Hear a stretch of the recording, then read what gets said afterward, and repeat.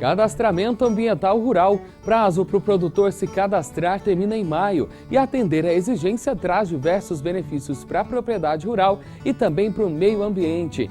Paixão que começou com as plantas e está virando negócio. Professora de Votuporanga produz terrários e mini-jardins, tornando possível ter espaços verdes dentro de casa em locais que talvez você nunca imaginou.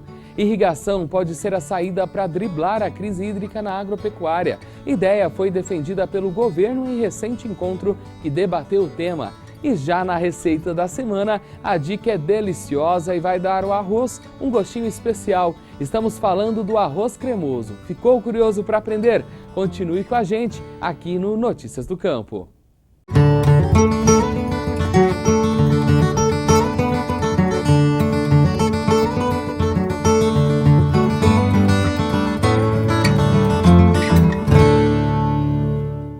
Bom dia, seja muito bem-vindo e agora a gente começa o Notícias do Campo com uma informação do Ministério da Agricultura e Pecuária e Abastecimento, que defendeu o aumento das áreas irrigadas no Brasil como forma de enfrentar a crise hídrica na agropecuária em alguns lugares aqui do país. Essa posição foi divulgada durante uma audiência na Comissão Especial da Câmara dos Deputados, destinada a debater os efeitos da escassez de água no país e propor medidas que minimizem os impactos. O Brasil tem potencial de 30 a 45 milhões de hectares de áreas irrigáveis, mas atualmente apenas 6 milhões e meio de hectares são efetivamente irrigados. O Ministério trabalha em 3 linhas de ação para enfrentamento da crise hídrica, como melhorar o funcionamento das áreas já irrigadas, aperfeiçoando práticas e instalando unidades demonstrativas. E o prazo para o cadastramento ambiental rural, o CAR, está acabando. Apesar de ser obrigatório, muitos produtores rurais e proprietários de terra ainda não fizeram seus registros. Se você faz parte deste grupo que ainda não fez o cadastramento, a Gabriele Ferreira tem algumas orientações. Isso mesmo, até o finalzinho de janeiro já foram cadastrados mais de 2 milhões de imóveis rurais, totalizando mais de 260 milhões de hectares. Para falar mais sobre isso com a gente, eu converso com o engenheiro agrônomo aqui da Casa da Agricultura de Votuporanga, Caiubi Comer. Caiubi, qual a importância de manter as atualizações do CAR no sistema? O CAR é uma ferramenta de controle ambiental, é um cadastro. E faz parte do novo Código Florestal, o produtor rural preencher esse cadastro. Então, quando ele faz esse cadastro, ele está legalizado, né? E estando legalizado, ele poderá receber os incentivos que lhe couber. Se não fizer, aí perde alguns benefícios. Se não fizer, além de perder alguns benefícios, poderá ter algumas multas, suspensões, né? Que, de acordo com o novo Código Florestal. E até quando os proprietários podem fazer o cadastro? O prazo atual é até 5 de maio de 2016 para fazer o CAR, né? Não quer dizer que se o produtor não fizê-lo até 5 de maio, ele não pode fazer depois. Pode, só que aí ele pode correr risco dessas sanções. E quais os documentos necessários para o cadastramento? O ITR, a matrícula da propriedade, né? Se o proprietário não souber preencher o CAR, né, que ele é uma ferramenta simples até, mas se não souber, pode procurar as entidades de classe, como sindicatos, associações da agricultura, a Casa da Agricultura, né, dos municípios também, os técnicos estão treinados para orientar, né, esses produtores na elaboração do CAR. Obrigada pelas informações, Caiubi. Wender, é com você. Obrigado, Gabriele. E você também pode entrar no site do cadastro para solucionar outras dúvidas. Lá você encontra, por exemplo, um manual de instruções. O site é o www.car.gov.br.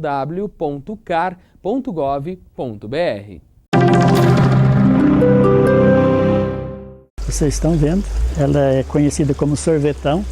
Ela é uma planta que ela é assim nova, a gente está há pouco tempo que estamos começando a produzir ela aqui, trouxemos uns 3 anos atrás as mudas dela e estamos produzindo na chácara e agora chegou o ponto de venda dela.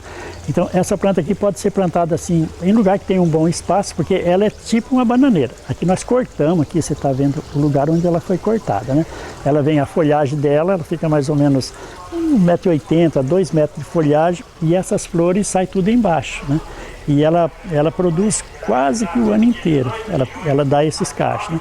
Então se olha por cima, ela está verde, a folhagem toda verde, né? Como essas bananeiras aqui são a folha dela, só que ela, e embaixo ela sai a folhagem nesse estilo aqui, né?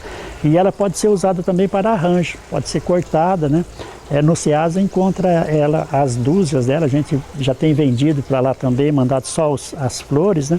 Para fazer arranjos dela. Então é uma planta que você pode plantar assim no meio de um gramado, você pode plantar num canto do jardim, né? Tem um muro, e aí você faz aquele cantinho ali com essa ramagem.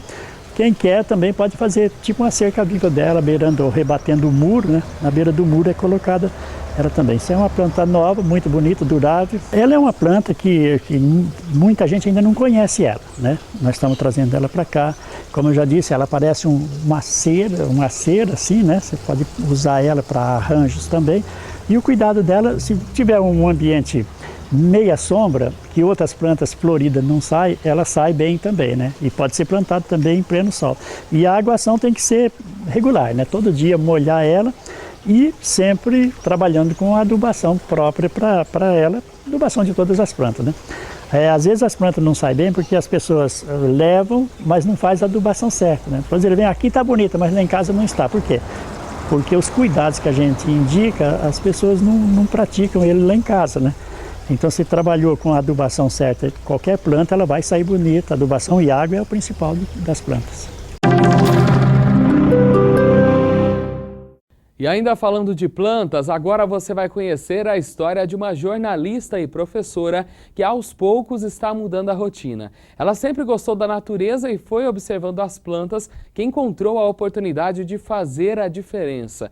Hoje em dia ela cria terrários e mini jardins, ótimas opções para quem não tem muito espaço em casa e gosta de estar sempre em contato com a natureza e também para deixar o estresse bem longe. Com esses arranjos de pequenas plantas cultivadas dentro de recipientes, é possível em casa mesmo observar como funciona o ecossistema.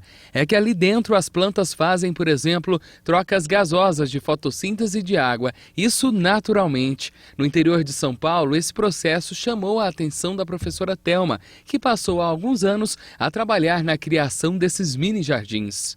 Plantar significa também você cuidar da natureza, ainda que seja um vasinho pequenininho que você tem em casa, né? Aquilo é vida, porque ele precisa de água, ele precisa de luz, ele precisa de sol, ele precisa de nutrientes. Você precisa fazer uma adubação às vezes nele também, né? Precisa colocar ali alguma coisa para que ele possa. Você vai pondo água, a água vai virando uma areia aquilo. Então você tem que dar condição para a planta se desenvolver. A paixão pelas plantas surgiu há alguns anos, quando Thelma resolveu montar essa estufa na chácara onde mora. No início, outros tipos eram cultivados, mas foi estudando, pesquisando, que a professora encontrou as suculentas, uma espécie comum na região e muito fácil de cuidar. Fiz uma pesquisa e vi que a suculenta era muito mais fácil de você manejar, porque, né, não é uma planta que morre com facilidade, ela demanda um pouco menos de cuidado, assim, de água, né, e tudo mais, de regas.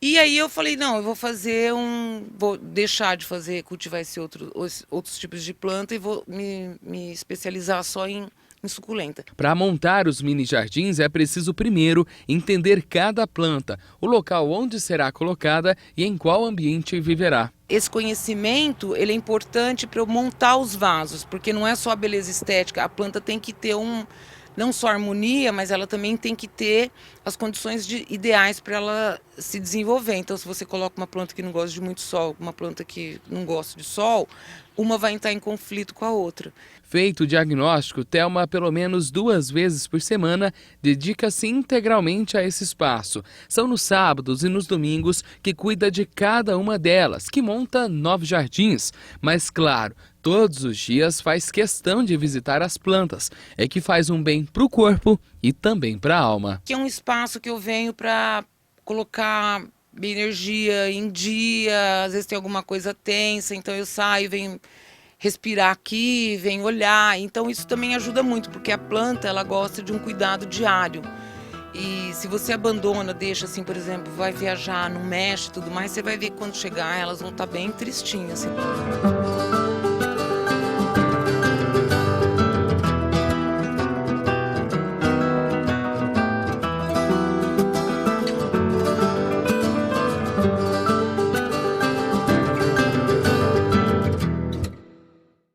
Se você se interessou e pretende presentear alguém com mini jardins, peças como essas que mostramos na reportagem em Votuporanga podem ser compradas por valores que variam entre R$20 e R$300. E o outono deste ano, com o enfraquecimento do El Niño, deve ter temperaturas mais baixas que o outono do ano passado. De acordo com o CPTEC, o Centro de Previsão de Tempo e Estudos Climáticos, a estação será marcada por mudanças rápidas nas condições de tempo, maior frequência de nevoeiros e registros de geadas em locais serranos das regiões Sudeste e Sul. Também podemos esperar uma redução de chuvas em grande parte do país, com o registro dos maiores totais de chuvas superiores a 700 milímetros no extremo norte das regiões Norte e Nordeste e no leste do Nordeste, onde se inicia o período mais chuvoso. E você, já pensou em preparar um arroz diferente hoje no almoço? No próximo bloco vamos aprender a fazer um arroz cremoso. Entre os ingredientes, peito de frango e mussarela. O Notícias do Campo volta já.